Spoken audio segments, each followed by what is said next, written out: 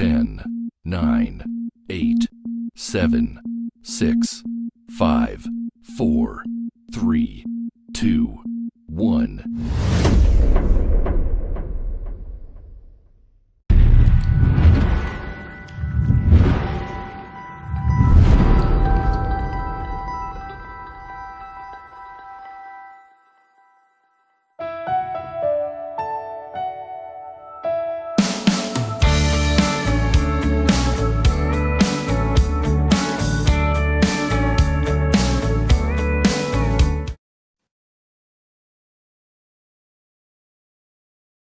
Hi, and welcome to Dax Chats. In this episode, I'm speaking to the lovely lady right beside me.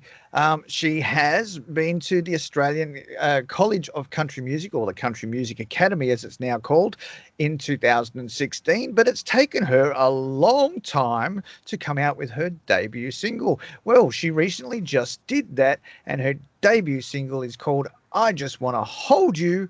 Today, Dax Chats to Courtney Keil, and here she is. G'day, Courtney. How are you? Hello. It's so nice to chat to you. Yes, I feel like we've done this before. I know. Strange, isn't it? So the lead up there. Yes, you've taken a long time between drinks. You did the Academy of Country Music in 2016, and you've just released music. 4 years later. What's the story? What happened?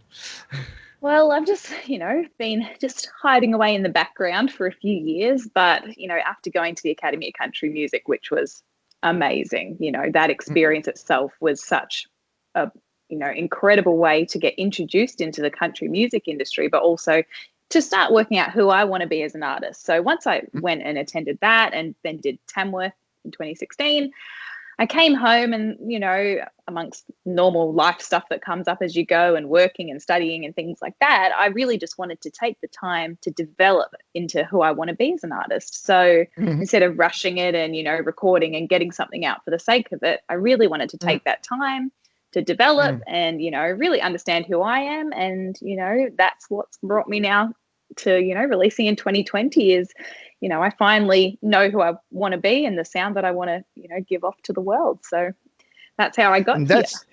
And that's an interesting thing, because a lot of artists, they don't know who they are to start off with, and they're trying to fit into an industry that, there's so many people in the same, and you've got to find your niche in that industry, right?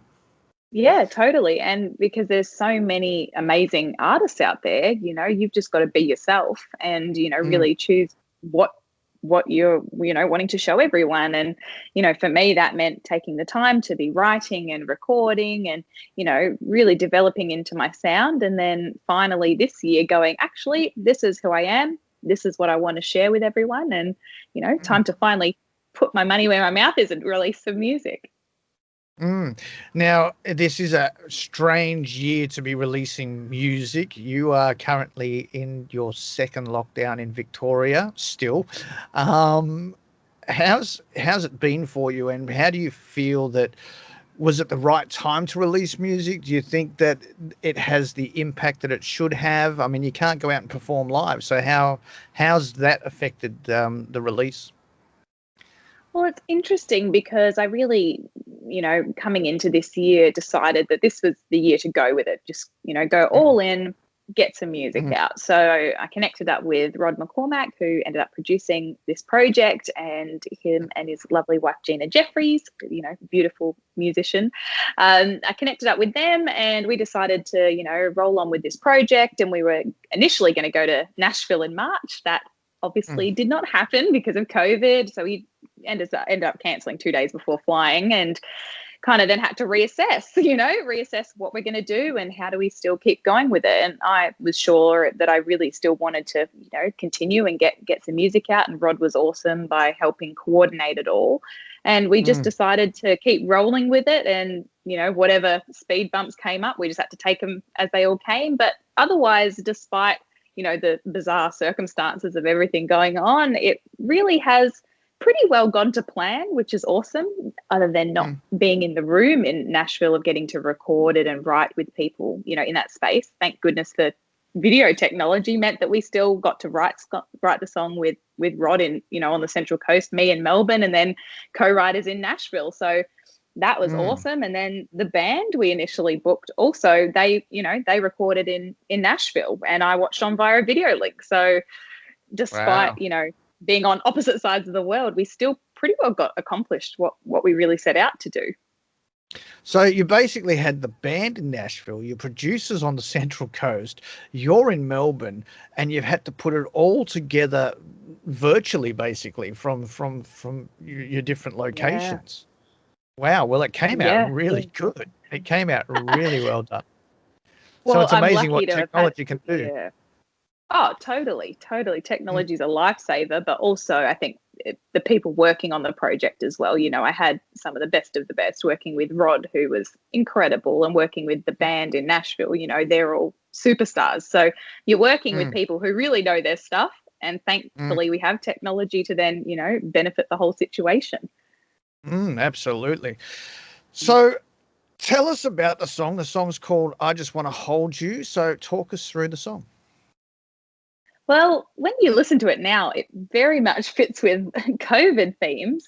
We didn't write it at the time, for that. We wrote it in early April this year. And initially it just started because Rod had the idea of I Just Want to Hold You and kind of a bit of a guitar riff with it. And it just grew from there.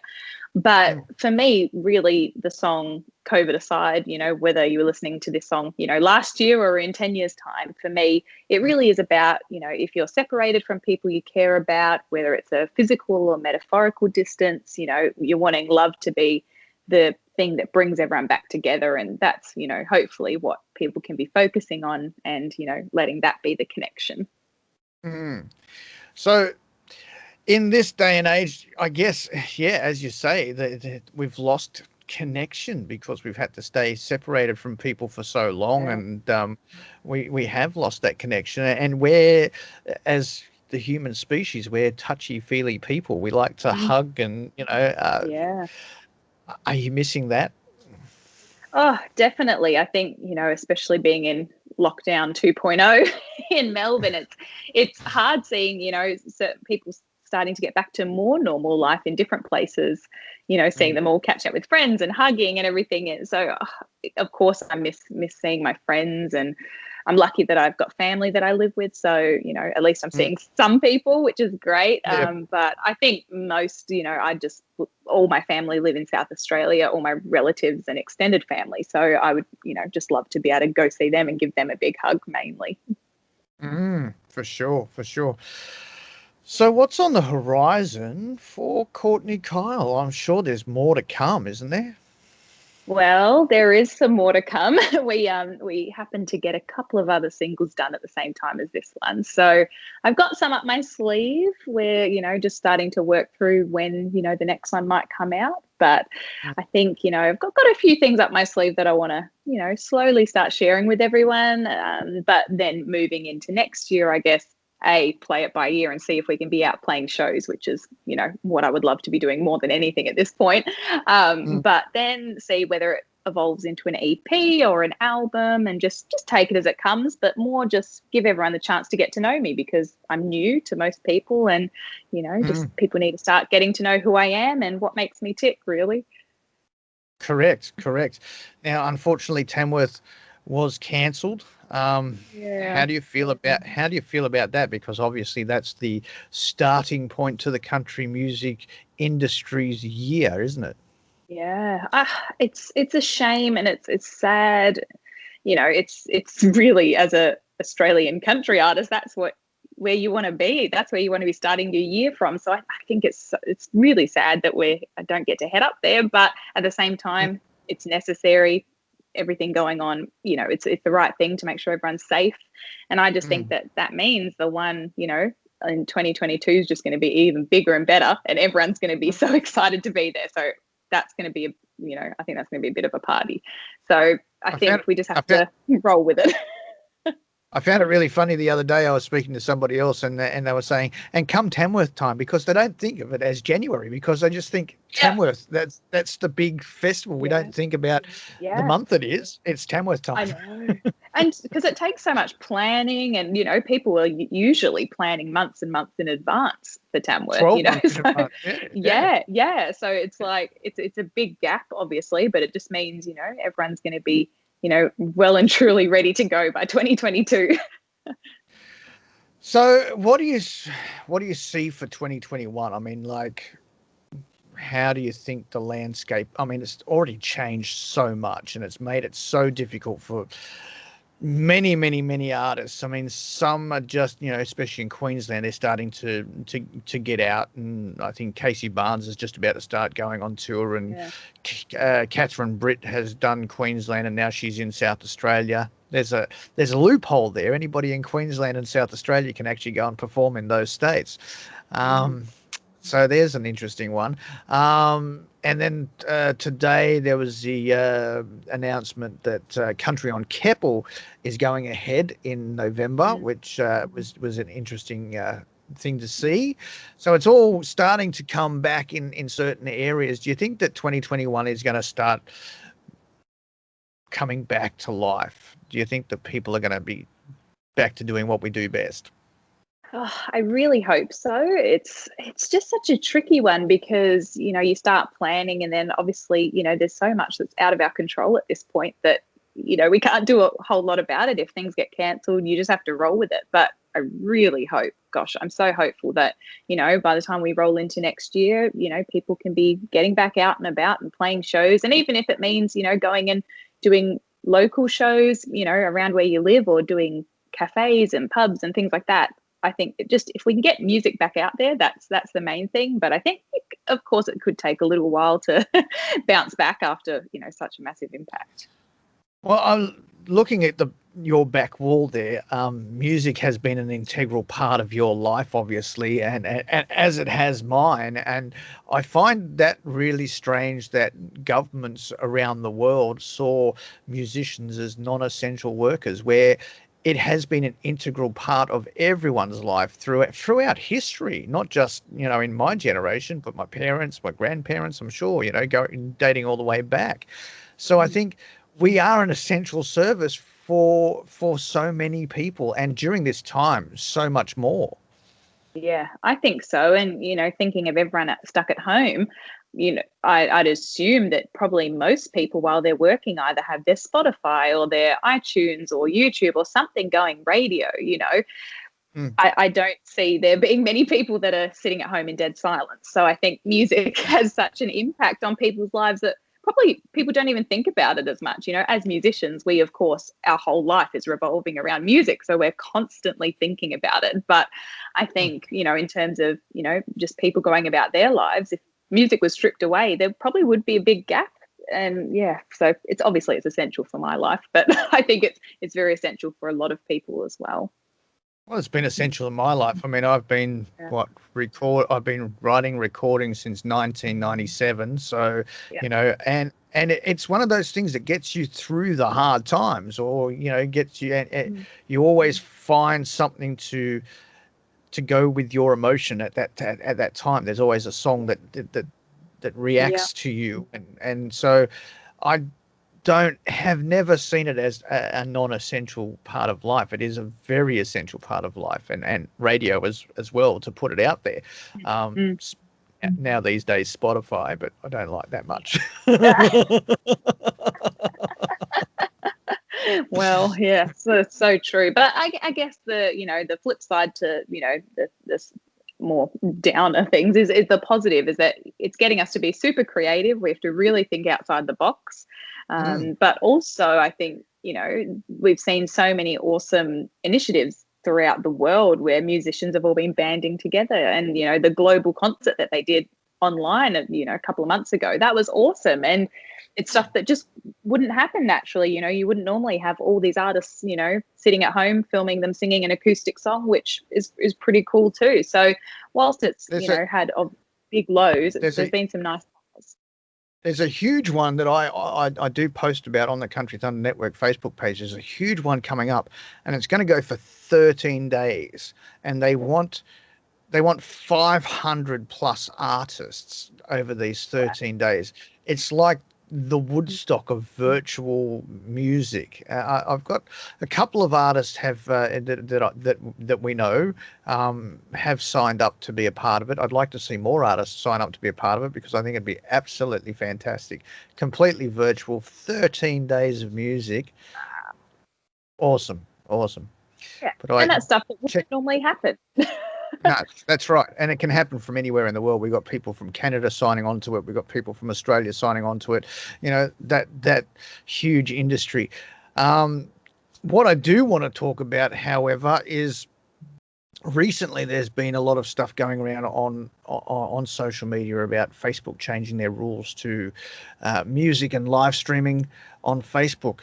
That in itself is going to cause a problem for artists who are already struggling because they can't go out and do live gigs, and so they've used the platform to keep connected to their fans. And now it seems that by the 1st of October, you're not going to be able to connect in that way with your fans. Yeah, I did see that and had a bit of a read up on it myself because I think, as soon as I saw someone share it, I thought, surely not. Like, is this really happening? But I think the tricky thing is it's hard to understand exactly what all the ins and outs are. I think reading, terms that are quite long, you have a look through it and go, oh, that doesn't look so good. But I think was, another thing to keep us on our toes. That's what it comes down to. But I think it's a challenge because if it really does apply to any, video you post or live stream, it's going to be challenging. Absolutely. And it's coming next month, which is not looking good for anybody. I've already heard of people that have had their shows silenced already, so it has happened. Andrew Swift did a thing on Country Rocks the other day, and one of the tracks, because it was cover, that I can understand, that's copyright issues. I get that. So when he went live last night on Country Rocks, he turned around and said, I can't do covers. And I can't do covers, so I can only do original stuff. But then he wrote, then he sang the first two songs he sang were written by Greta Zilla. I'm just like, what are you doing? It's so tricky, isn't it? And I don't know how they're going to school it, but I guess that's what they've got algorithms for and everything like that, For me, I think it was because how some artists have these star things.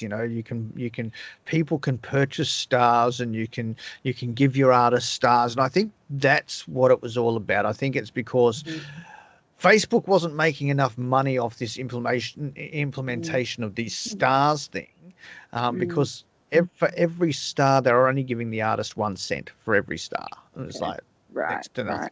Another thing like Spotify, So it was for them. It was for Facebook really to capitalize on music, and I don't think they got the momentum that they wanted from it. Yeah. So I think that's why they've changed their rules about music on Facebook. Yeah. Yeah, I think it's a hard landscape, and it would be hard to school, when everything's online, and if it's a live video, it's there for a moment, but then it's gone the next. It's just an interesting time to be making music. It is. So, how can I say this? You're an up and coming artist. You're very new to the scene. For anybody out there that wants to aspires to be a musician in any genre, it doesn't matter, what would you recommend to them? I think the biggest thing is just to go for it. I think so often you can find a reason not to do something, or like, oh, being a musician isn't the smart decision, or my parents think I should do this, or my friends say that. I think if it's what's in your heart and it's your dream, you just have to do it and go for it. And just commit to it, whatever that looks like, even if it's just learning an instrument or learning a new song or sitting down to write one. I think you just have to go for it, but then also find people to surround yourself with that believe in you and also want to see you do really well, because I look at myself and it's all reflecting on the people that I've had around me that have, helped me get to where I am today. So I think it's so important to, be yourself, commit to your dream, but also, build your circle, because they're the people that are, going to support you and get you through the times where you're feeling a bit average, or just, to constantly be that support system for you. Well, Gina and Rod have been amazing for you. So Yeah. congratulations on hooking up with those guys. They are brilliant. They're lovely. They're the nicest people. And I wish you all the world of success with whatever's coming next, because you didn't give me too much to go on, but yeah, I got something up my sleeve. Got to be a little sneaky. Got to keep people guessing. That's great. Yes, of course. So whatever's coming, I wish you all the best. The song has done, as you know, remarkably well on the Country Thunder Network. Got up to number 2 straight away. Pretty damn proud of that. On the debut week as well. So got to like that. So that was on high rotation. Still in high rotation right now, I think. Look at that. I haven't had a look today. What is it? You are at number 8 on the All Aussie Country Thunder 20 this week. So it did go down a little bit. So get on to your fans and say, hey, vote. We got to get it back up there. All right. It's great. It's been great to talk to you as always. And I hope we do it again very soon.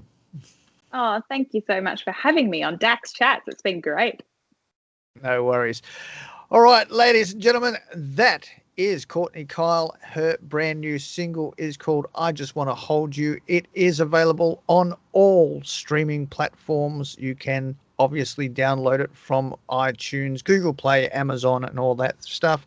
Or even better, you can listen to it on the Country Thunder Network, which you can find at countrythunder.com.au. You can request it straight from the player on the website, and you can also vote for it in the Country Thunder 20. And also you can go to her website, which is courtneykeil.com, to find out more about Courtney. Until next time, this is DJ Dax for Dax Chats, proudly supported by Neon Horse in Stanhope, Victoria. Bye for now.